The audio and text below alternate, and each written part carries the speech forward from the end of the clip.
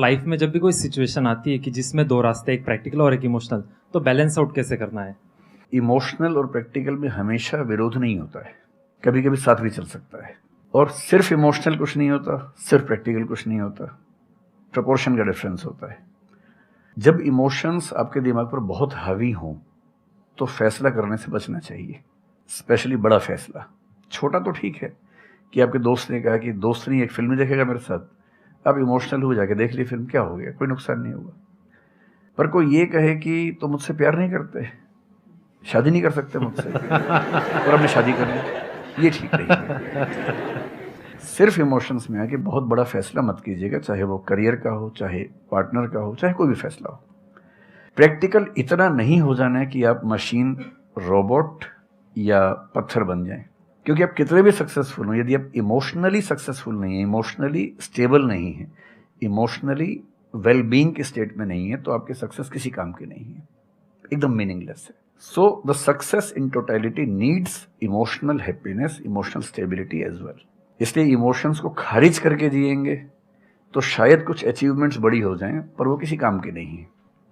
केवल इमोशंस पे चलेंगे तो हो सकता है कि अचीवमेंट जिंदगी में ज्यादा हो ना पाए। तो बैलेंस की बात है। और सबसे अच्छा तरीका है, जब बहुत इमोशंस हो, इंटेंसिटी बहुत ज्यादा हो, सिर्फ एक तरीका मैं जो अपनाता हूं, उस क्षण में फैसला नहीं करना है। कुछ भी हो, कोई कितना भी प्रेशराइज करे, सिर्फ इतना बोलिए कि मैं 24 घंटे बाद बताऊंगा आपको, थोड़ा सोचूंगा इस बारे में। और यदि आपने उस मोमेंट से खुद को बाहर निकाल लिया तो फिर आप डिटैच होकर देख पाएंगे, और थोड़ा सा प्रैक्टिकल एलिमेंट भी रहे, इमोशनल एलिमेंट भी रहे, वो फैसले सबसे अच्छे रहेंगे लाइफ के लिए। मैं आपको एग्जांपल से बात समझाता हूँ।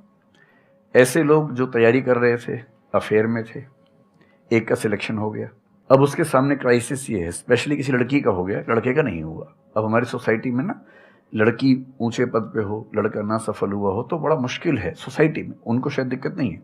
अब वो लड़की प्रैक्टिकल नहीं है कि मैं तुमसे शादी करूं, ये कह के अगर हट जाती है और शादी करती है किसी ऐसे व्यक्ति से जो बहुत सफल है। I know many such people personally, मैं नाम नहीं बोल सकता किसी का। मैंने जनरली पाया है कि वो लोग लाइफ में बहुत फ्रस्ट्रेशन में रहे बाद में, क्योंकि सफलता के नाम पर, प्रैक्टिकल होने के नाम पे ऐसे व्यक्ति को चुना जिसके साथ वो रह नहीं सकते ठीक से।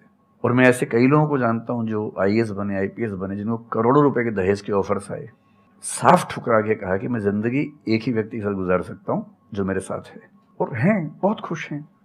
अब कोई कह सकता है उनके परिवार में कि इसने प्रैक्टिकल फैसला नहीं किया, इमोशनल फैसला किया, पर अल्टीमेटली किसी चीज की वैल्यू क्या है? आपकी लाइफ बेहतर हो। यूट्यूब पे जिसके 1 लाख भी सब्सक्राइबर्स होते हैं वो मोनेटाइज करता है, 1 लाख क्या जब मिनिमम हो सकता है, खूब पैसा कमाते हैं, ब्रांड प्रमोशन करते हैं, साबुन तेल बेचते हैं बीच बीच में। आपका चैनल तो शायद देश में सबसे बड़ा चैनल है, आप चाहें तो कितना नहीं कमा लेंगे। मुझे कुछ दिन पहले एक एजेंसी के लोग मिले जिन्होंने बताया कि इनकी जैसी ख्याति है उस लेवल पर महीने में कोई 5-10 करोड़ भी कमाना चाहे तो कमा सकता है आराम से इस यूट्यूब चैनल से।